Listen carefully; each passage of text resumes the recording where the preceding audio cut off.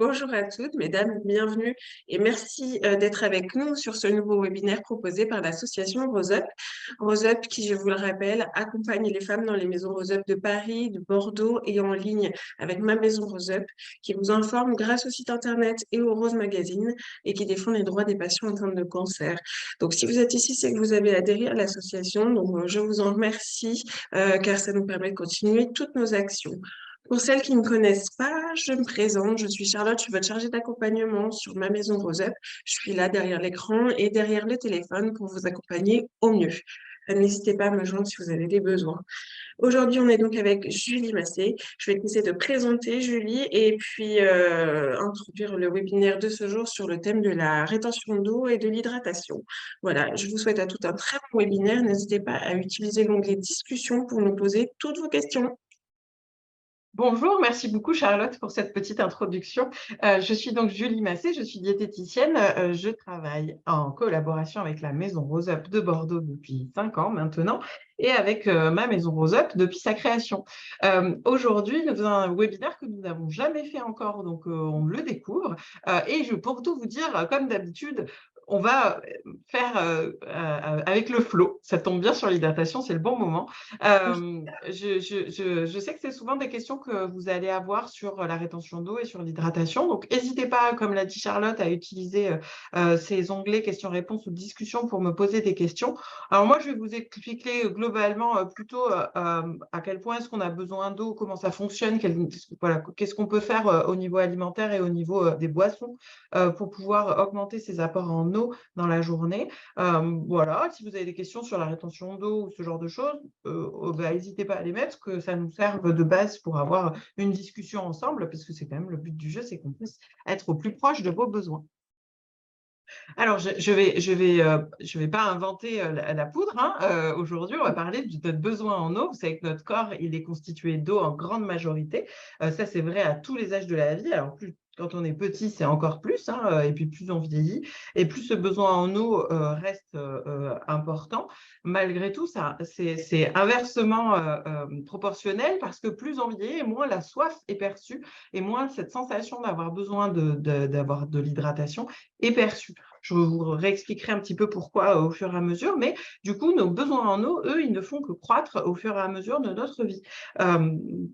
C'est important de se dire qu'on on doit veiller à avoir un apport en eau qui soit régulier dans notre journée, régulier, même si on ne perçoit pas bien cette sensation de soif, attention, la sensation de soif veut dire qu'on est déshydraté. Donc, ça veut dire que quand on a soif, c'est déjà tard. Ça fait déjà un moment qu'on aurait dû boire.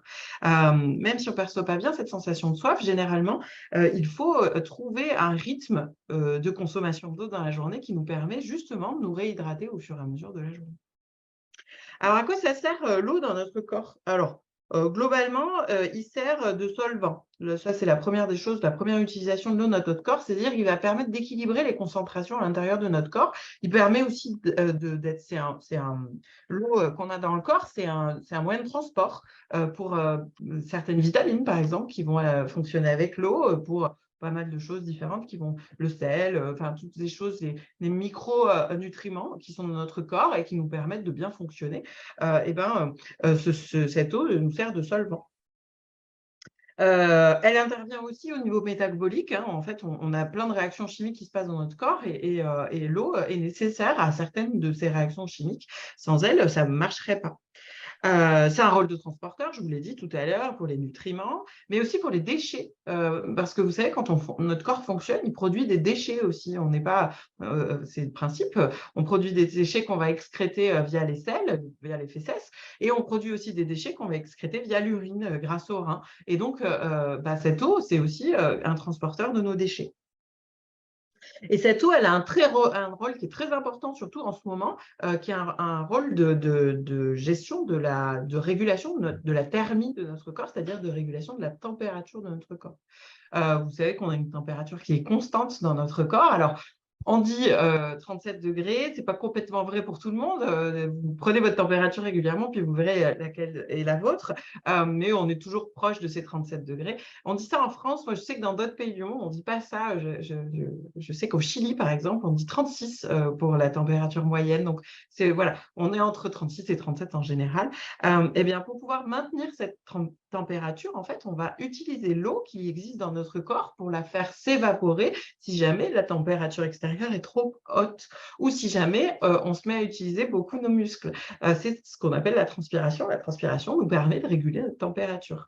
Et donc, l'eau a un rôle très fort dans cette régulation de la température.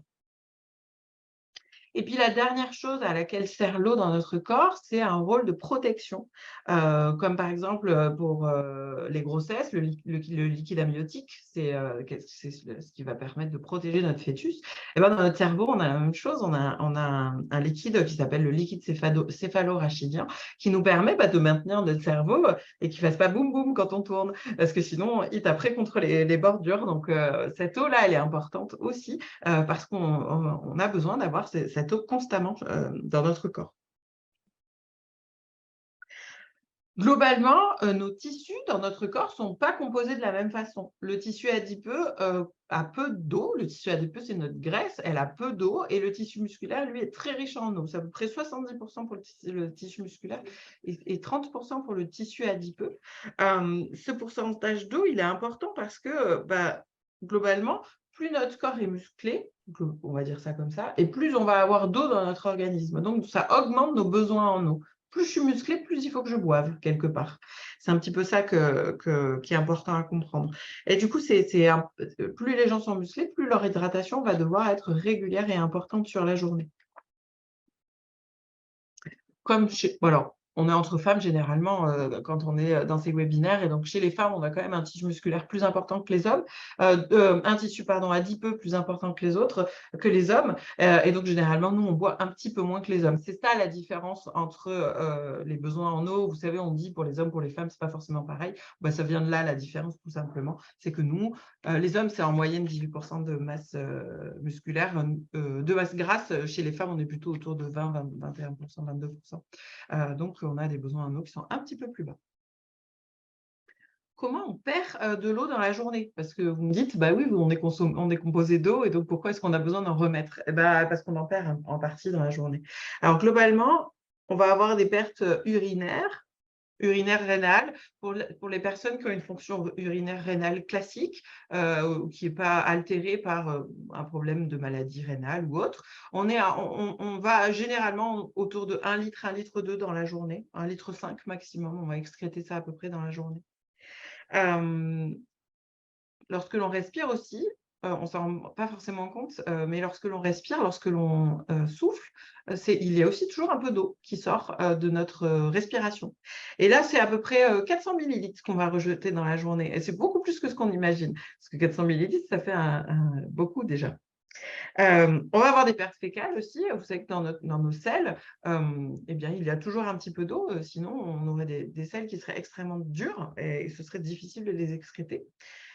Et puis, on va avoir une perte juste sur notre peau, une perte cutanée et une perte de transpiration. Alors, un jour normal où on n'a pas particulièrement très chaud, on va être autour de 500 millilitres de perte par la peau. Donc, ça veut dire que nos pertes moyennes, c'est autour de 2 litres, 2,5 litres, voire 3 litres s'il fait chaud. Donc, ça fait des pertes qui sont quand même plus ou moins importantes. Comme je vous l'ai dit, en fonction de l'environnement qu'on a autour de nous, on ne va pas perdre exactement les mêmes quantités. Là, c'est pour un environnement classique avec pas de sollicitation importante. Pour un environnement un peu plus différent, on va dire la température, c'est ce que je vous disais, la température va pouvoir augmenter notre transpiration. Donc, plus le climat va être chaud dans lequel on vit et plus notre perte d'eau va être importante en général. Ce qui est vrai aussi, c'est la sécheresse de l'air. on doit vivre dans un environnement avec un peu d'humidité. Alors, si on est dans un environnement très, très humide, comme par exemple certains pays proches des équateurs ou des tropiques, eh bien, on va aussi avoir des pertes qui peuvent être un peu augmentées parce que cette humidité constante, en fait, elle joue sur notre capacité à perdre un peu plus d'eau par la respiration, par exemple. Et c'est aussi vrai pour les endroits qui sont très secs. Il y a des pays dans lesquels l'air est très, très sec, ou des endroits dans lesquels l'air est très, très sec. Et c'est pareil, ça va augmenter nos pertes en eau. On va avoir des états physiologiques qui vont augmenter nos pertes. Alors bon, généralement, c'est plutôt la croissance, la grossesse, l'allaitement, tout ça, c'est des choses qui vont augmenter nos pertes en eau. Il est possible que certaines variations hormonales peuvent faire aussi augmenter un peu nos pertes en eau. Certaines pathologies vont augmenter notre perte en eau, la diarrhée, les vomissements, la fièvre, tout ça, c'est des choses qui peuvent faire augmenter nos pertes en eau, donc augmenter nos besoins aussi, du coup. Hein. Et puis, un exercice physique intense. Hein, vous avez peut-être marché un peu à la chaleur, vous avez peut-être fait un peu de vélo ces derniers moments, ces derniers jours. Vous voyez, on transpire tout de suite un peu plus vite. Hein. Et ça, c'est pareil, ça va augmenter nos pertes. Ce qui est important, c'est de comprendre que lorsque je suis carencée en eau, c'est-à-dire que je n'ai pas assez d'eau dans mon organisme, je vais avoir des conséquences de ces carences en eau. Et je vais d'abord perdre des capacités physiques. C'est-à-dire que je vais d'abord commencer à avoir plus de mal à bouger, plus de mal à utiliser mon corps. Puisque je vous l'ai dit, le système musculaire est très, très riche en eau. Donc, du coup, dès que je suis un peu carencée, je vais être moins efficace au niveau, par exemple, de performance sportive. Mais je vais aussi avoir des capacités cognitives qui vont se modifier. Je vais être moins efficace en général dès que je vais être un peu déshydratée de façon un petit peu plus importante.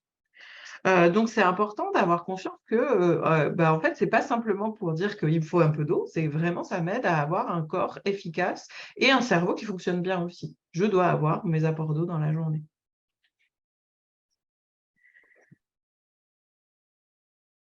Dans la vie, dans notre corps, il y a 3 sources d'eau, d'apport en eau dans notre corps. Le premier, c'est l'eau qu'on appelle endogène, c'est-à-dire que l'on produit nous-mêmes. Alors, c'est un peu bizarre d'expliquer ça, mais on produit un petit peu. En fait, c'est notre corps qui libère des molécules d'eau dans notre circulation, si vous voulez. Et globalement, c'est lorsque l'on digère ou lorsque l'on utilise certaines parties de notre corps, on va créer de l'eau. Voilà, tout simplement. Alors, par exemple, lorsque quelqu'un perd du poids, par exemple, eh bien, on va créer de l'eau, on va apporter lorsque je vais donc brûler 1 gramme de lipides dans mon corps, je vais libérer 1 millilitre d'eau, un petit peu plus d'1 millilitre d'eau. En fait, quelqu'un, par exemple, qui a eu un traitement et qui a beaucoup perdu de poids, elle va avoir créé un peu d'eau par cette perte de poids. Et c'est vrai par beaucoup de choses. Dans la journée, en fait, notre corps utilise ce qu'il a sous la main. Donc, il va griller un petit peu de nos muscles, il va griller un petit peu de nos matières grasses, il va griller un petit peu de sucre qu'on avait en réserve. Et tout ça, ça va fabriquer un peu d'eau. C'est minime, hein, c'est très peu, c'est 300 millilitres à peu près dans la journée, donc c'est vraiment pas grand-chose. Mais voilà, il faut savoir que ça en fait partie, ça fait partie des choses qui existent. Il va y avoir autre chose qui va… Donc, il y a 3 sources principales d'apport en eau. La deuxième chose, la principale, ça va être l'eau de boisson. Je vais boire de l'eau, consommer de l'eau et ça va me permettre de m'apporter à peu près entre 1 litre, 1,5 litre, 2 litres, ça va dépendre des gens, des habitudes et de votre capacité. Les besoins qui sont reconnus ou recommandés, c'est entre 1,3 et 1,5 litres par jour pour prévenir les pertes classiques de la vie normale. Mais certaines personnes vont avoir besoin de plus, certaines personnes vont avoir besoin de moins. Ça va aussi être joué en fonction de votre alimentation. Quelqu'un qui va avoir une alimentation variée, équilibrée, votre alimentation, elle apporte à peu près 1 litre d'eau en moyenne dans la journée. Donc, si je mange un petit peu de tout, je vais réussir à avoir à peu près 1 litre d'eau apporté juste par mon alimentation. Donc, c'est ça qui va être important. C'est d'arriver à avoir une alimentation qui m'apporte assez d'eau et d'arriver à avoir aussi un apport d'eau à côté de mon alimentation qui soit assez important aussi.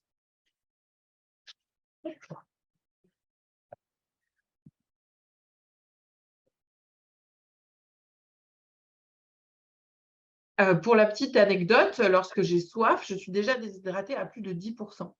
Et sachant que tout à l'heure, je vous ai dit, des 1 à 2% de déshydratation, on perd des capacités cognitives et physiques. Donc, en fait, quand j'ai soif, je suis déjà moins performant psychologiquement, physiologiquement de mon corps et dans ma tête. Je suis moins performant dès que j'ai soif. Ça veut dire que j'étais déjà moins performant avant. Donc, cette sensation de soif, elle n'est pas nécessaire à atteindre. Il faut essayer d'avoir une habitude de consommation. Une habitude de consommation régulière dans la journée. Alors, on dit souvent qu'il faut boire donc, autour de 1,5 litre d'eau par jour en dehors de son alimentation. Donc, ça ne veut pas dire en dehors des repas, ça veut dire en dehors des fruits et des légumes qui sont ma source d'eau majoritaire dans mon alimentation. Ce litre 5 d'eau que je vais aller chercher dans la journée, ça peut être apporté par de l'eau simplement, mais ça peut être apporté par d'autres boissons. Ce n'est pas forcément que l'eau qui est ma boisson principale, parce que je vais avoir d'autres boissons qui vont m'apporter de l'eau. Vous n'êtes pas obligé de boire que 1,5 litre d'eau, sans compter le reste. Mais l'eau, c'est la seule boisson qui est essentielle et importante. Même si dans d'autres boissons, comme les jus, par exemple, les jus de fruits ou de légumes, on va retrouver de l'eau, c'est une eau qui va être additionnée d'autres choses. Et on la compte dans l'eau de boisson quand même, mais ce n'est pas la source la plus nécessaire, puisqu'on peut vivre sans. C'est 1,5 litres d'eau par jour dont j'ai besoin. Je vais aller les chercher tout au long de ma journée. Alors, je vais avoir des gens qui vont avoir du mal à penser à boire en dehors des repas, et c'est peut-être ça qui va être important, c'est de chercher à trouver comment faire pour boire en dehors des repas et pour avoir cet apport d'eau régulier. Vous avez plusieurs petits trucs qui peuvent vous aider. Le premier, c'est d'avoir toujours de l'eau que vous pourriez voir là où vous êtes. Que vous soyez à la maison, que vous travaillez, peu importe, c'est d'avoir soit une gourde, soit une bouteille, soit simplement un verre devant vous, rempli. Et comme ça, quand vous le regardez, parce qu'à un moment ou un autre, votre vue, votre regard va regarder ce qu'il y a autour de vous, et quand vous le regardez, vous en buvez un peu. Ça, c'est un des premiers réflexes que je peux avoir. Globalement, 1,5 litre, c'est comme si je buvais 6 fois mon verre dans la journée. La quantité d'eau, elle est liée au poids de chacun, vous mentionnerez. Pas trop. Pas trop. Alors, bien sûr qu'elle est liée au fait que vous soyez plus ou moins musclé, c'est ce que je vous ai dit tout à l'heure, mais en fait, on a tous des pertes en eau qui sont à peu près similaires dans la journée. Ce n'est pas une question de poids, c'est une question vraiment de fonctionnement du corps. On fait à peu près tous la même chose en termes de fonctionnement du corps. Donc, ce n'est pas trop lié à notre quantité d'eau, à notre poids personnel. C'est plus lié à ce qui se passe autour de vous ou à ce que vous avez fait dans votre journée. C'est-à-dire que de base, il faut se dire que je devrais être entre 1 litre et 1,5 litre globalement. Et s'il fait chaud, je vais augmenter. Et si j'ai marché, je vais augmenter. Et si je ne sais pas, si j'ai fait du sport, je vais augmenter. Voilà, il va y avoir plus ces raisons-là. Mais ce n'est pas trop lié à votre poids, en fait. On a tous à peu près la même proportionnalité d'eau dans notre corps et ça représente, on a tous à peu près 7 litres d'eau dans notre corps et on en enlève à peu près entre 2 et 3 tous les jours. Donc, il faut qu'on en ramène entre 2 et 3 tous les jours. Et ça, c'est vrai pour moi et c'est vrai pour Charlotte qui ne fait pas le même poids que moi et c'est vrai pour vous qui ne faites probablement pas le même poids que moi non plus. Donc, quel rythme on peut trouver pour arriver à boire? Donc, je vous le disais, c'est à peu près 6 verres comme ça dans la journée, mes apports nécessaires. 6 verres, on peut en avoir un le petit déjeuner ou un avant le petit déjeuner. Ça, c'est un beau réflexe d'avoir le réflexe de boire un verre d'eau quand je me réveille le matin. Très souvent, ça va me permettre de réhydrater mon corps qui, globalement, on a quand même passé un temps sans consommer d'eau qui était assez long. Donc, ça va me permettre de réhydrater mon corps en ayant un grand verre d'eau au petit déjeuner. Pour celles qui ont des problèmes de constipation, un grand verre d'eau froide au petit déjeuner, ça va m'aider à avoir un transit qui soit plus régulier. Je mets de l'eau au frigo et puis le matin, je bois un grand verre d'eau froide quand je me réveille. Et puis, ça, c'est vraiment une bonne habitude de se dire, j'essaie d'avoir un grand verre d'eau dans la matinée, dans le suite de mon réveil, dans l'heure qui suit mon réveil, pour pouvoir réhydrater mon corps. Ça, c'est un bon réflexe à avoir. Déjà, j'aurais bu une partie de ce que je dois boire. Ensuite, généralement, on va boire une boisson à son petit déjeuner. Alors, on est tous différents, on boit tous des choses différentes, mais généralement, on va boire un truc, un café, un thé, de la tisane, du lait, un jus. Voilà, on boit tous des choses différentes. Globalement, notre petit-déj, il va nous apporter pareil, à peu près l'équivalent de notre grand verre d'eau. Alors, il y a des gens qui boivent un expresso au petit-déj, du coup, ça vaut peut-être le coup de boire un verre d'eau avec votre espresso. Mais déjà, si on se fait ça, ce verre en se levant et puis ce verre au petit-déj, globalement, on a déjà bu un tiers de ce qu'on devait boire dans la journée. Donc, on commence bien. Et ensuite, on peut se dire, j'ai un verre de chaque à chaque repas, donc le midi et le soir. Et dans la journée, il faudrait que je boive un verre le matin et un verre dans l'après-midi. Et déjà, si on arrivait à ça, on serait déjà à une très bonne moyenne. Alors, je sais qu'il y a plein de gens qui ont du mal à boire en dehors des repas. Souvent, les repas ne sont pas un problème. Alors, il y a des gens qui ne boivent pas pendant les repas, mais il y a aussi pas mal de gens qui boivent habituellement, soit pendant, soit après le repas. Donc ça, ce n'est pas difficile. Puis, c'est un réflexe. On va avoir cette habitude de se dire, tiens, je vais boire, je n'ai peut-être pas bu jusque-là, je vais boire maintenant. Mais vraiment, le fait de boire régulièrement dans la journée, ça peut être quelque chose qui va vous aider à être moins dans la déshydratation du coup et être un peu plus, vous sentir un petit peu mieux. Donc, comme je vous disais tout à l'heure, avoir de l'eau devant vous, c'est une bonne habitude. Je vais répondre à votre question, Stéphanie, après. Avoir de l'eau devant vous, ça peut être une bonne habitude. On peut aussi se donner des objectifs d'eau. Et moi, j'aime bien faire ça avec mes patients. Souvent, aujourd'hui, beaucoup de gens ont des gourdes, et c'est très bien, c'est très pratique. Et ces gourdes, elles ne sont jamais très grosses. Elles font 500 millilitres généralement, pas plus, voire 750 maximum.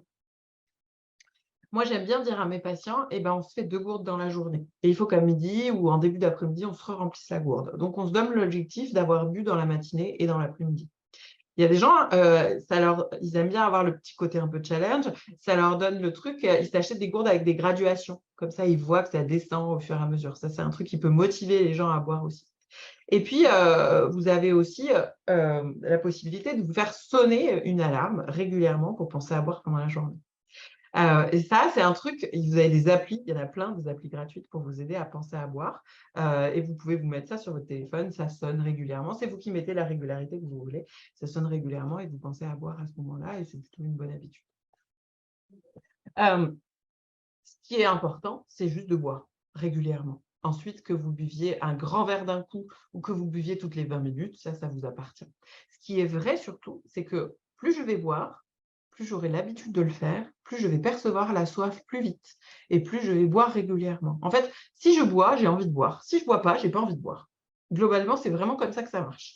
C'est un peu l'histoire de si je mange beaucoup de chocolat, j'ai envie d'en manger beaucoup. Si j'en mange pas beaucoup, en fait, je suis très vite rassasiée quand j'en mange. C'est la même chose avec l'eau. Si j'en bois pas régulièrement, j'ai pas envie de boire. Par contre, si j'ai l'habitude de boire, en fait, j'ai toujours envie de boire. Et du coup, je vais boire très, très, très régulièrement. Donc, au départ, il faut un peu se stimuler pour boire très régulièrement.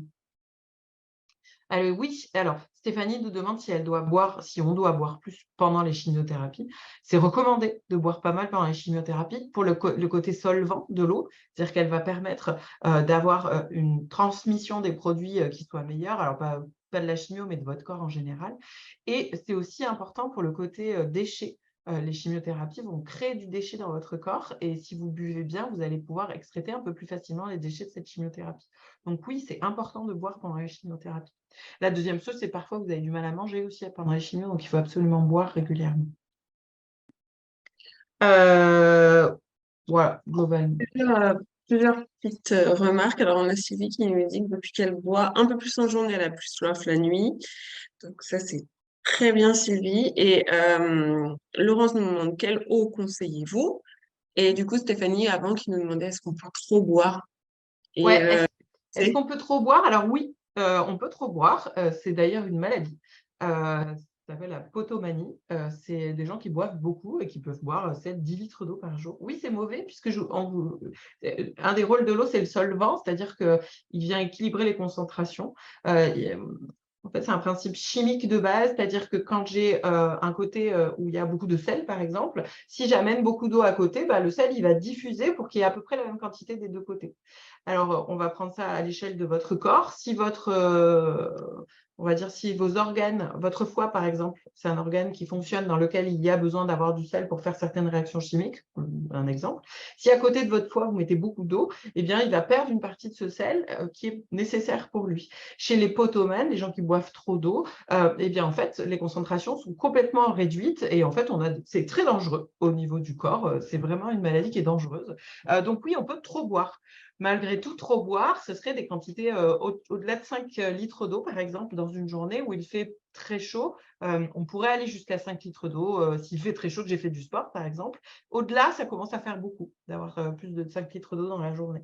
Donc, le but du jeu, c'est surtout de trouver le juste équilibre entre les deux. Donc, je ne vais pas aller trop boire. Si je dépasse 3 litres d'eau dans une journée normale, c'est déjà beaucoup. En fait, je n'ai pas forcément besoin de boire autant que ça. Si je dépasse 3 litres d'eau dans une journée normale et que j'ai toujours soif, ça vaut le coup d'aller voir son médecin. Il y a peut-être quelque chose là derrière. Il n'y a pas de raison d'avoir toujours soif une fois que j'ai dépassé mes 2 litres, entre 2 et 3 litres dans une journée normale. Vraiment, il n'y a pas de raison d'avoir plus soif que ça. Donc, si je dépasse ça dans une journée normale, c'est une journée qui n'est pas caniculaire et où je n'ai pas fait du sport et où je n'ai pas, par exemple, mangé énormément de sucre. Parce que le sucre, ça peut nous donner soif, parce que c'est pareil, c'est une question d'équilibre des concentrations. Donc, dès que je vais avoir quelque chose qui sera trop riche dans ma circulation sanguine ou dans mon corps en général, je vais avoir soif. Mais si j'ai fait une journée normale et que je dépasse 3 litres d'eau et que c'est souvent comme ça, et que j'ai soif et que je me réveille la nuit pour boire, par exemple, là, ça vaut le coup d'aller voir le médecin, il y a peut-être quelque chose là derrière. Alors, Mais sinon, voilà, il y a pas, enfin, quand on en arrive à la potomanie, c'est qu'on est arrivé à des très, très, très, très grandes quantités de consommation d'eau. Là, ça devient dangereux, effectivement. Alors, je ne sais plus ce qu'il y avait d'autre alors, quelle eau il y a conseillez-vous? ouais, J'avais ça comme question. ouais. Alors, je ne vais pas vous conseiller une eau en particulier. Aujourd'hui, les recommandations, c'est quand même de boire l'eau du robinet. Alors, je sais que je vous dis ça aujourd'hui alors qu'il y a plein de choses ces derniers temps qui nous disent qu'elle n'est pas toujours très bonne. C'est un rapport bénéfice-risque qui est compliqué. Normalement, en France, l'eau du robinet est très, très surveillée et elle est censée être plutôt pas mal en termes d'apport. Elle est plutôt… En fait, elle est bonne jusqu'à ce que même les enfants puissent la boire. Donc, normalement, on est quand même dans un pays où on a de la chance d'avoir une eau qui ne nous rend pas malade. Vous avez plein de pays dans le monde, si vous buvez l'eau du robinet, je peux vous dire que vous allez vous en souvenir très vite. Ce n'est pas le cas chez nous. Alors, elle n'est peut-être pas parfaite tout le temps, mais elle est souvent pas mal. Vous pouvez associer à cette eau du robinet des eaux minérales qui vont vous permettre d'avoir aussi une petite augmentation de votre apport de minéraux. Ce qui n'est pas une mauvaise chose, hein, parce que les apports minéraux des eaux qu'on peut avoir en bouteille, par exemple, eh bien, ça va faire un complément de ce qu'on va consommer dans notre journée. Ça va pas faire un apport qui va changer notre vie, mais ça peut faire un petit complément. Donc, on peut se dire que de temps en temps, on se prend une eau minérale et puis qu'on ne prend pas toujours la même parce qu'elles ont toutes des apports en minéraux qui sont très variables. Certaines sont très riches en, je sais pas, en magnésium, d'autres ne le sont pas du tout. Certaines sont très riches en calcium, d'autres ne le sont pas du tout. Donc, on va varier nos eaux pour faire en sorte d'avoir des apports de minéraux qui ne soient pas toujours les mêmes. Dans les eaux minérales, on a aussi les eaux gazeuses. Alors, en soi, les eaux gazeuses ne sont pas problématiques si j'en bois de temps en temps, aucun souci. Si j'en bois très régulièrement, il y a des gens qui ne boivent que de l'eau gazeuse. Ce qui m'embête un peu avec l'eau gazeuse, c'est que souvent, elles sont très salées. Alors, certaines beaucoup plus que d'autres, mais elles sont quand même un peu plus salées que les eaux plates. Et donc, elles vont avoir un apport de sel qui va être plus important. Pour quelqu'un qui fait de la rétention d'eau, par exemple, on va quand même parler de cette histoire de rétention d'eau, l'apport de sel avec les eaux gazeuses peut trop augmenter l'apport de sel général et donc peut participer à la rétention d'eau. Donc, on va éviter l'eau gazeuse lorsqu'on fait de la rétention d'eau. On va dire ça comme ça. Mais on peut avoir un peu d'eau minérale de temps en temps, aucun problème avec ça. Je trouve que c'est un juste équilibre de se dire je bois de l'eau du robinet la plupart du temps et puis de temps en temps, je me fais un petit peu d'eau minérale pour compléter mes apports de minéraux. C'est pas mal de voir ça comme ça. Mais les recommandations, moi, que j'ai, c'est vraiment de vous dire, voilà, boire l'eau du robinet le plus possible parce qu'elle est plutôt bien suivie et bien surveillée en France et qu'on a quand même une eau qui est plutôt pas mal. Je remonte à une question qu'on avait eue un peu plus haut avant de passer sur Ouais. l'histoire là, des rétentions d'eau. C'était du coup en chimio, quelle quantité d'eau tu conseilles de boire pour bien éliminer la Ouais, chimie? il faut se faire bien 2 litres dans la journée de la chimio, je pense. Dans la journée et puis dans les 2-3 jours qui suivent, c'est bien de boire entre 1,5 litre et 2 litres, quoi. C'est bien. Ok. Alors, oui, parce que c'est vrai qu'il y a beaucoup de questions qui sont arrivées en même temps. Alors, du coup, on a. Oui, oui, tout le monde s'y est mis en même temps, c'est très bien. Et donc, du coup, il y avait Sabine qui demandait est-ce qu'on peut trop boire, par exemple, 1 litre de trop dans la journée? Et est-ce que ce litre-là pourrait causer de la rétention d'eau? Alors non, c'est l'inverse. La rétention d'eau n'est pas causée par le manque d'eau. Pardon, par la Par présence trop d'eau plein d'eau. en grande quantité, c'est plutôt l'inverse. La rétention d'eau est causée par le manque d'eau. Alors en fait, le problème, c'est que la rétention d'eau, c'est souvent les patients se disent: «Ah ben, si j'ai de l'eau qui reste dans mes tissus, c'est parce que je bois trop». En fait, c'est l'inverse. C'est souvent parce que vous ne buvez pas assez. Et donc le corps garde de l'eau parce qu'il a peur de ne pas en avoir assez, justement. Donc du coup, vous allez faire de la rétention d'eau. Premier réflexe quand j'ai de la rétention d'eau, boire beaucoup, le plus possible. Donc Mmh, le plus possible, autour de 2 litres, quoi. OK. Alors, et puis on a Stéphanie qui nous dit: «Est-ce qu'on peut se dire qu'on doit boire une bouteille d'eau de 1,5 litre en plus de notre alimentation et du petit-déj?» Est-ce que c'est bien ça pour faire le calcul? Oui, ça peut être une bonne moyenne, en fait, de se dire: «Je bois ma bouteille d'1,5 litre dans la journée» ou «Je bois mes 2 gourdes de 750 millilitres». Effectivement, c'est une bonne moyenne de se dire: «On est à ça». Surtout là, on est en été en plus, donc les besoins en eau sont un tout petit peu augmentés. C'est parfait de se dire ça. OK. Alors sur, l'eau gazeuse, Oui, Sylvie, on lui avait conseillé de l'eau gazeuse pour un calcul rénal. Est-ce que ça oui. te paraît ouais? Oui. OK. Alors, on conseille de l'eau gazeuse aux patients qui ont des coliques néphrétiques, des calculs rénaux, parce que, certains calculs rénals sont liés à des concrétions de calcium, en fait, et donc on va vous faire, c'est une question d'équilibre acido-basique du corps globalement. Ça va un peu plus loin que ça, mais on va vous conseiller de boire, mais pas toutes les eaux gazeuses, on va vous conseiller de boire du Vichy, Célestin ou de la Saint-Thior, pour limiter, la création de ces calculs rénaux. Généralement, c'est très efficace. Par contre, vous n'êtes pas obligé d'en boire 1,5 litre dans la journée. Ça peut être un peu tous les jours. Mais oui, Mmh. oui, par contre, elles sont méga salées, celles-là. Ouais, Donc rétention d'eau, si je fais de la rétention d'eau, j'en bois un petit verre tous les jours de ça, mais pas plus. ouais, d'accord. Et Nathalie, elle, nous disait que l'eau de son robinet est très calcaire. Est-ce qu'elle peut la boire quand même? Alors, vous pouvez la boire, vous pouvez aussi, la mettre à décanter dans des carafes, filtrantes, où il existe aussi, des espèces de billes, qui permettent, d'attirer un peu le calcaire sur elle, donc de limiter un petit peu la présence de calcaire dans l'eau. Alors ça, c'est pas ma spécialité, je vous avoue, mais il existe aussi des adoucisseurs d'eau qu'on peut installer dans nos maisons, et qui permettent justement d'enlever un peu le calcaire. Alors à nous, à Bordeaux, l'eau, elle est hyper calcaire.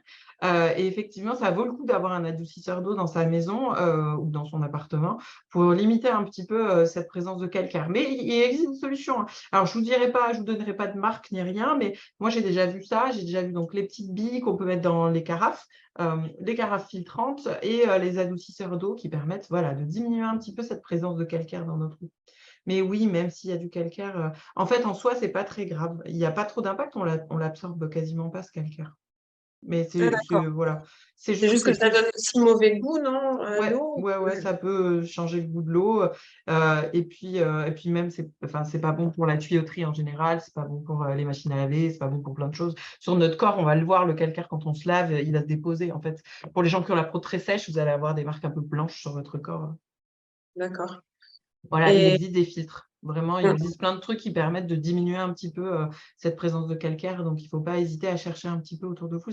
J'avoue, je suis pas ouais, j'ai vu plein de choses, mais je ne peux pas vous dire ce qu'il y a de mieux. Si, l'adoucisseur d'eau, c'est super, ça coûte un mais par contre, ça vaut le coup. Si vous êtes dans une maison qui vous appartient, ça vaut le coup de le ouais, faire. alors mince, j'avais cru voir, oui, il paraîtrait que l'eau gazeuse, c'est bon pour les aphtes et les nausées. Tu es d'accord Alors oui, avec ça? c'est vrai. Oui, je suis assez d'accord avec ça. Effectivement, l'eau gazeuse, c'est bon pour les aftes, enfin, c'est bon pour les aftes. En fait, c'est rempli de bicarbonate. Il y a beaucoup de bicarbonate dans l'eau gazeuse. D'ailleurs, plus elle est salée et plus il va y avoir de bicarbonate. Donc, il faut trouver un juste milieu entre les 2. Mais, si on en boit de temps en temps, il y a aucun problème dans le fait qu'il y ait un peu de sel dans l'eau gazeuse, hein. Mais, les aftes, en fait, ça c'est le bicarbonate qui va faire du bien. Et en fait, il y a beaucoup d'ions de bicarbonate à l'intérieur des eaux gazeuses. Donc souvent, les eaux gazeuses vont vraiment aider quand on a des aftes, voire quand on a une mucite, hein. Faut éviter à se faire des bains de bouche à l'eau gazeuse, pas de problème avec ça, mais on peut tout autant faire des bains de bouche avec, de l'eau dans laquelle on a mis du bicarbonate, peu importe. Mais effectivement, ça peut soulager d'avoir des eaux gazeuses. Et alors pour les nausées, c'est très vrai. C'est très vrai, boire de l'eau gazeuse ou de l'eau avec du citron, de l'eau gazeuse avec du citron, très souvent, c'est un des trucs qui aide beaucoup à faire passer la sensation de nausée. Alors moi, j'ai tendance à vous dire que pour la nausée, le mieux, c'est de manger, mais certaines personnes ont du mal même à se lever avec la nausée. Donc, rien que le fait de boire un peu d'eau gazeuse, ça peut diminuer beaucoup cette sensation de nausée. Parce qu'en fait, ça donne une sensation, en fait, ça donne à votre estomac une sensation qu'il y a quelque chose à l'intérieur. C'est pour ça que ça diminue votre sensation de nausée. Et donc, quand vous buvez l'eau gazeuse, votre estomac, lui, il perçoit qu'il y a un truc qui se passe parce qu'en fait, il y a du gaz, donc ça va remonter, relever dans votre estomac. Et lui, il perçoit, parce que votre estomac, il a des barorécepteurs, c'est-à-dire des récepteurs de pression, il perçoit qu'il y a de la pression. Donc, comme il y a de la pression, la sensation de nausée diminue. Donc, oui, allez-y, buvez de l'eau gazeuse quand vous avez des nausées, ça fonctionne plutôt bien en général. Et vous avez des eaux gazeuses qui ne sont pas très riches en sel, comme la Salvetti, par exemple, ou le Perrier. Perrier, c'est assez peu riche en sel. Et c'est pareil, faites attention aux eaux gazeuses pour le coup, parce que certaines sont réellement intéressantes, parce que eaux gazeuses minérales, eaux gazeuses naturelles, ou eaux gazeuses reminéralisées, par exemple, l'eau de Perrier, elle est regazéifiée, c'est-à-dire qu'elle n'est pas aussi gazeuse quand elle sort de la source. Mais vous avez des eaux qui sont gazeuses juste par adjonction de gaz carbonique. Par exemple, l'eau cristalline gazeuse, c'est juste de l'eau cristalline de base, c'est-à-dire très peu minéralisée, ce sont des eaux de source dans lesquelles on a mis du gaz. Donc, en fait, elle est très peu minéralisée, elle n'est pas salée, enfin, elle n'est pas gênante du tout, en fait. Et ça, vous pouvez faire la même chose à la maison pour celles qui ont du mal à boire de l'eau plate, vous mettez de l'eau gazeuse avec la soda stream, ça marche très bien. Et une machine à faire de l'eau gazeuse. Et il n'y a pas d'adjonction de rien. C'est vraiment l'eau du robinet à laquelle on a ajouté de l'eau gazeuse. Pour celles qui sont embêtées pour les bouteilles en plastique. Et, enfin, voilà, ça répond à pas mal, ça coche à pas mal de choses. Oui. Mais l'eau gazeuse n'est pas un problème. Souvent, on se rend compte que les gens qui ont du mal à boire, c'est plus facile pour eux de boire de l'eau gazeuse. Je préfère que vous buviez de l'eau gazeuse, mais que vous buviez, plutôt que vous ne buviez pas du tout. Et du coup, cette histoire de bulle là pour les nausées qui remplit un peu ton estomac, donc c'est Stéphanie qui nous fait cette réflexion. On entend beaucoup que le coca pour les nausées aussi c'est bien, mais qu'il faut enlever les bulles. C'est vrai que des fois on entend qu'il faut enlever les bulles, mais du coup là c'est un peu contradictoire. En fait, il faut Ouais, laisser. alors, moi, j'ai rencontré plein de médecins qui m'ont dit, mais comment Coca-Cola a réussi à faire croire ça aux gens? En fait, le coca, ça ne change rien, ça Bon. soulage rien, hein, ni la nausée, ni la diarrhée, ni rien. Mais en fait, ce qui permet, c'est souvent pour la diarrhée plus que pour la nausée, le coca. Et le coca, ce n'est pas débulé, hein, vous pouvez prendre le côté gazeux pour la nausée, puisque c'est le côté gazeux qui va vous aider. C'est simplement qu'en fait, vous allez avoir un apport de sucre grâce à ce coca, un apport de sucre important. En fait, ça va diminuer un petit peu le fait que vous soyez juste pas nutri, parce que souvent, quand vous êtes nauséeux, vous ne nourrissez pas. Et quand vous avez la diarrhée, vous ne nourrissez pas bien non plus. Donc, généralement, le fait d'avoir ce coca-là, ça va juste apporter un peu de sucre. Mais pour de vrai, je ne sais pas pourquoi et je ne sais pas d'où ça vient. Mais moi aussi, je l'ai entendu plein de fois, hein. Le coca, ça aide à plein de choses. Non, ça aide à rien, hein. Si, ça aide à bien nettoyer les trucs qui sont sales dans votre maison. N'hésitez pas, le coca, ça nettoie très bien. Une pièce bien sale, vous pouvez la mettre dedans et normalement. Mais pour celles qui ont une plaque à gaz, vous savez, les trucs pour le gaz, là, ça, si vous mettez ça, le coca, ça vous nettoie direct. Nickel. Ouais. Les toilettes aussi, quand vos toilettes sont bien encassées. On parlait du calcaire tout à l'heure, le coca, ça nettoie bien le calcaire. C'est plutôt bien. Vous faites un petit mélange eau du robinet, coca, et puis c'est bon. En fait, c'est ça votre style. Voilà. Non, c'est ce que je disais tout à l'heure, les apports d'eau sont importants, mais on considère que d'autres aliments, que l'eau seule vont nous apporter de l'eau, et c'est vrai, et le coca fait partie des choses qui peuvent nous apporter de l'eau. Ça nous apporte aussi du sucre. Aucun problème, dans le cadre d'une alimentation équilibrée, on peut avoir un petit verre de coca de temps en temps. La question, c'est sur la régularité, la fréquence, et puis ce qu'on consomme autour de ça. Mais ce n'est pas interdit non plus. Alors, Lauriane me demandait pour la rétention d'eau, donc tu as dit de boire environ 2 litres par jour, est-ce qu'on peut y Ouais. ajouter des boosters, des plantes qui pourraient aider? Alors, il existe des trucs, oui, comme les queues de cerise, qui sont des choses qui vont faire du drainage ou qui vont donner plus envie d'aller aux toilettes. Alors, je ne suis pas hyper bonne en phytothérapie, je le dis à chaque fois, je suis désolée, je ne suis pas encore très bien formée sur ça, peut-être un jour, mais ce n'est pas ma priorité dans mes formations, mais ça viendra. Faites attention avec la phytothérapie, c'est toujours la même histoire. Il y a des choses que vous pouvez prendre et d'autres qui sont plus embêtantes selon les traitements pendant lesquels vous êtes au moment où vous les prenez. Alors, n'hésitez pas à poser la question au pharmacien. Bonjour, monsieur le pharmacien, je subis chimiothérapie, je subis telle hormonothérapie, j'ai tel traitement en ce moment. Est-ce que je peux prendre un drainant type queue de cerise, ananas, enfin, ça, moi, je ne les connais pas tous, mais voilà. Est-ce que je peux prendre un drainant? Qu'est-ce que vous pourriez me recommander comme drainant ou comme chose qui m'aide à diminuer la rétention d'eau que j'ai? Mais ne le prenez pas toute seule dans votre coin. Posez toujours la question aux équipes qui vous suivent, aux équipes qui vous accompagnent, qu'est-ce que je peux prendre comme phytothérapie pour m'aider dans ma rétention d'eau, par exemple? Le truc le plus efficace pour la rétention d'eau, et ce n'est pas un truc alimentaire, alors au niveau alimentaire, il faut boire, essayer d'avoir une consommation de sel qui n'est pas trop importante, c'est-à-dire que j'essaye d'avoir pas trop de produits transformés et que j'essaie plutôt de faire la cuisine moi-même. J'essaye de ne pas boire trop de gazeuses salées et ce genre de choses, avec une alimentation classique que je prépare à peu près moi en grande partie avec des produits bruts. Je n'ai pas une alimentation trop salée généralement. Et je vais aussi surtout porter des bas de contention parce que ça va m'aider à avoir une bonne circulation et c'est ça qui va m'aider à diminuer ma rétention d'eau et faire des drainages lymphatiques auprès de mon kiné, parce que c'est ça qui va m'aider à diminuer ma rétention d'eau. Mais il n'y a pas, il y a pas de produit miracle. Si votre médecin ne vous l'a pas proposé, c'est qu'il considère que votre rétention d'eau n'est pas trop gênante et qu'elle n'est pas gênante pour votre corps. Donc à part, bas de contention, bonne hydratation, attention au sel et pourquoi pas, drainage lymphatique, il ne va pas y avoir énormément d'autres solutions. D'accord. Et on a Blandine qui nous parlait de sport. Est-ce que c'est conseillé de faire du sport quand on fait de la rétention d'eau? Oui, toujours. En fait, le sport, ça va nous permettre très souvent, surtout les sports debout ou les sports d'impact ou les sports comme le vélo. En fait, tous les sports qui vont nous faire faire ce qui nous permet d'avoir une bonne circulation dans notre sang, c'est quand notre talon appuie par terre. En fait, notre talon, il permet de faire remonter dans tout le long de la jambe le sang.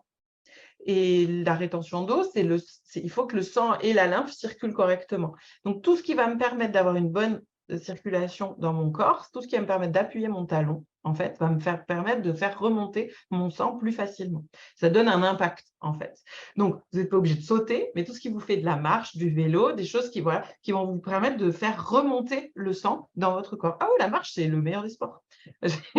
N'hésitez pas, marchez, marchez. Ce que vous arrivez à faire, marchez, c'est vraiment important. Montez vos escaliers, descendez vos escaliers, toutes ces choses-là. Il n'y a pas besoin d'aller faire du HIIT ou d'aller se mettre dans une salle de sport ou de faire des choses compliquées. C'est hyper important d'aller faire des choses qui vont vous aider à faire remonter votre sang dans votre corps. Donc, je vous dis, dès qu'on marche, dès qu'on fait un impact de marche, on appuie notre talon sur le sol, ça nous permet d'avoir quelque chose qui va nous aider à faire remonter notre sang.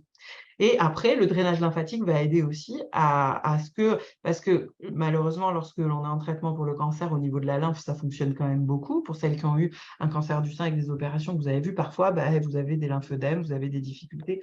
Et ça, c'est autre chose. Mais la lymphe a besoin d'être stimulée aussi. Le drainage lymphatique, ça fait partie des choses qui sont hyper importantes. Enfin, moi, je trouve qu'on devrait le faire de façon très régulière pendant les grossesses, pendant un traitement. C'est vraiment important. Et alors, plus haut, j'ai vu quelque chose d'intéressant. La problématique de la rétention d'eau, c'est pas seulement dû au fait qu'on ne boit pas suffisamment, j'imagine. Non. Donc, est-ce qu'on a un peu les grandes causes de cette rétention d'eau? En fait, il y a une partie de génétique. Il y a une partie de gens qui vont avoir génétiquement des problèmes de circulation. Ça va souvent avec des problèmes de circulation, en fait, la rétention d'eau. Donc, ils vont avoir une circulation qui est un peu mauvaise. Il y a la sédentarité qui va créer aussi de la rétention d'eau. Et puis, il va y avoir des pathologies qui vont créer de la rétention d'eau. Je vous le dis, certaines difficultés sur certaines pathologies. Alors, ce n'est pas ma spécialité sur les différentes pathologies, mais voilà, les gens qui vont avoir des lymphœdèmes, les gens qui vont avoir des difficultés à ça. Oui, la chaleur peut accentuer un petit peu la rétention d'eau. En fait, c'est vraiment tout ce qui va ralentir votre circulation qui va provoquer des problèmes avec la rétention d'eau. Donc, la chaleur fait partie des choses qui vont accélérer la rétention d'eau. Et le fait, en fait, globalement, on a une base. On a des gens qui sont plus ou moins sensibles à cette rétention d'eau. Plus on avance dans l'âge, plus notre circulation est un peu moins bonne et généralement, plus on va aussi être sensible à cette rétention d'eau. Et malheureusement, plus je vais être sédentaire parce que ma rétention d'eau m'embête et plus ça va être augmenté encore. Donc, premier réflexe, bas de contention. Deuxième réflexe, voire troisième réflexe, drainage lymphatique. Et j'ai pas de solution miracle, malheureusement. Ok. Oui, alors, ouais, le drainage lymphatique, là, on a Lauriane qui nous disait massage, drainage lymphatique et cancer, les médecins ne sont pas d'accord sur le fait d'en faire ou pas. Donc, ça ne doit pas être évident, en effet, de Ben, il faut en savoir. discuter avec votre médecin parce que lui, il va vous dire ce qu'il en pense. Et puis Ouais, très souvent, selon ce que vous avez eu comme opération, pour celles qui ont eu une opération, vous allez faire de la kiné, dans tous les cas. Vous allez faire de la rééducation pour les bras ou pour donc en fait, il ne faut pas hésiter à poser la question à votre kiné parce que lui, il fait ce qui est nécessaire pour vous, en fait. Donc si lui, il pense que la rétention enfin que, vous avez un peu de rétention d'eau, que ça vous soulagerait d'avoir un peu de drainage lymphatique. Attention, hein, les drainages lymphatiques, c'est pas c'est pas des machines, hein. Le kiné le fait très bien lui tout seul en en manuel. Il y a rien de dangereux avec ce que fait le kiné en manuel. mm, C'est pas la même chose que quand on va faire de la machine. ouais, ouais. Mais oui, marcher dans l'eau, je sais pas, tout à l'heure quelqu'un a mis marcher dans l'eau. Marcher dans l'eau Excellent. froide là, ah oui, c'est un des meilleurs trucs pour la circulation, c'est vraiment important et se masser, tu l'as dit aussi Charlotte tout à l'heure, se masser les jambes, avec un gel froid par exemple ou avec même des glaçons, ça peut ça va aider, hein. Ouais. Ouais, bah, en fait, c'était Sylvie qui nous disait qu'elle marchait dans la mer parfois et que ça lui faisait les jambes légères. Bah ouais. Et bah, Sylvie encore nous dit là à l'instant que son oncologue, lui avait fortement déconseillé l'aquabiking, la kiné, etc. Mais ça dépend des oncologues. Donc c'est vrai que c'est pas toujours évident de s'y retrouver. Oui et alors oui, après, il faut quand même garder de la communication avec, son groupe, son staff qui s'occupe de vous, c'est Mm. important et puis faire ce que vous ressentez, chouette pour vous aussi. Si vous faites une séance d'aquabiking et qu'après vous êtes sur les rotules pendant 2 semaines, c'est pas bon. Mm. Ouais, Ça dépend des niveaux, mais l'important, c'est quand même de garder une activité physique, qui vous permette aussi d'avoir cette remontée, et cette bonne circulation sanguine parce que, ça joue. mm. Ouais, ouais et ça c'est à votre niveau. Si vous le pouvez, vous le savez qu'avec, les maisons Rose Up et vous savez qu'avec, certains de vos centres de traitement, vous avez accès à du sport adapté. C'est vraiment l'ambition numéro 1, hein, c'est d'adapter le sport à vos capacités au moment T. C'est-à-dire que, je vous le dis toujours, moi, dans quasiment chaque fois qu'on fait une visio, on parle du sport. Il faut que vous ayez une activité physique qui soit conservée. Vous en avez besoin, votre corps en a besoin, c'est hyper important. Mais quand je dis activité physique, pour moi, rien que marcher, descendre un escalier et remonter, c'est une activité physique, en fait. Donc si c'est ça que vous arrivez à faire et qu'il y a que ça que vous arrivez à faire, eh ben, c'est déjà super. Ouais. Voilà. Faut pas se mettre dans la tête qu'une activité physique, c'est forcément aller faire de l'ultra trail, dans la montagne. Non, non, c'est pas nécessaire. Ce qu'il faut juste, c'est trouver ce qui vous fait du bien. Donc, ma maison Rose Up vous en propose en visio. Dans les maisons Rose Up physiques, vous en avez aussi du Ouais, sport oui. adapté. Et puis, moi, par exemple, je travaille avec une clinique. Il y a une enseignante de sport adapté dans la clinique qui prend les patients en oncologie. Et c'est super. Et il faut pas hésiter. En fait, il y en a dans plein d'endroits, même parfois dans les ligues, pour celles qui sont à la ligue aussi. Enfin, chercher ça, c'est hyper important. Parce que c'est Ouais. aussi ça qui va jouer sur la circulation de votre sang et aussi un peu du coup sur la rétention d'eau. Mm. Mm. Là, on parle de rétention d'eau simple, on ne parle pas des gens qui ont des pathologies associées à la rétention d'eau, Ouais, comme ouais. des ascites, comme des œdèmes, tout ça, c'est autre chose. Là, ça va se traiter avec un traitement médical. Ok. Oui, c'est lui qui nous disait que le pilatro, c'était bien, si on est resté en forme, bien sûr, oui, évidemment, mais en fait, encore une fois, hein, c'est ce que disait Julie, il faut adapter en fonction de ses capacités, et puis c'est ce qu'on essaye aussi de vous proposer dans les maisons Rose Up, du sport adapté. Euh, Stéphanie, la sortie des chiens pour son activité physique, c'est parfait, ça. Ok. Est-ce que vous avez d'autres questions sur vraiment rétention, hydratation? Mais je pense que le tour a été fait. Mais n'hésitez pas si vous avez une dernière question avant qu'on clôture.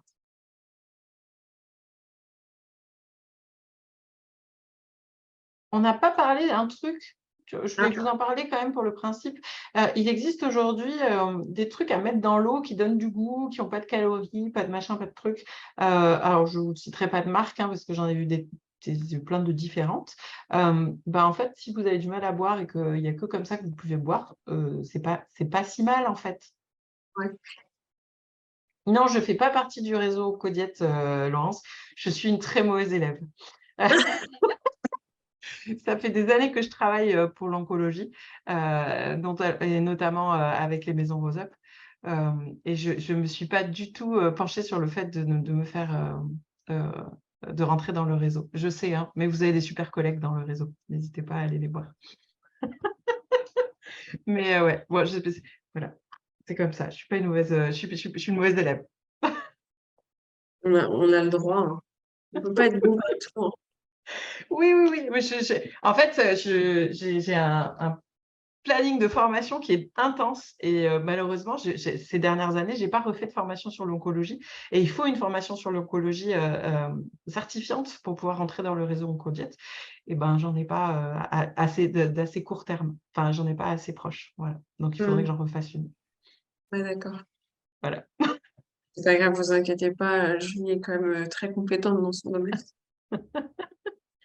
Ah oui, alors quels fruits je vous conseille pour un bon apport d'eau? Ça, c'est une très bonne question, Alors, Sylvie. Les ouais. fruits alors, en moyenne, les fruits et les légumes sont très riches en eau, la plupart. Globalement, on dit qu'en moyenne, les fruits, c'est 85% d'eau, les légumes autour de 90% d'eau, voire 95% d'eau. Donc, on va d'abord valoriser les légumes. Tous les légumes verts sont extrêmement riches en eau, que ça va du concombre aux haricots, à la courgette, tout ça, c'est les salades, tout ça, c'est très, très riche en eau. La tomate, effectivement, est un aliment très riche en eau. On a 94% d'eau à peu près sur une tomate. Tous les légumes verts vont être extrêmement intéressants dans tous les cas. Pour les fruits, c'est pareil, on va être sur des fruits qui vont être pauvres en sucre et riches en eau. La plupart du temps, c'est ça la balance avec les fruits. Donc les fraises, c'est souvent les championnes, la pastèque, le melon, ça fait partie des choses qui sont vraiment très riches en eau. Et ensuite, on va avoir des fruits du style ananas, les fruits rouges en général, groseille, framboise, tout ça, c'est assez peu riche en sucre, donc c'est assez riche en eau. Tous les agrumes, c'est pas la saison, mais tous les agrumes sont très riches en eau aussi. Et ensuite, on va être plutôt sur la prune, la mangue. Là, on va avoir des fruits qui vont être un petit peu moins riches en eau, mais quand même encore riches en eau.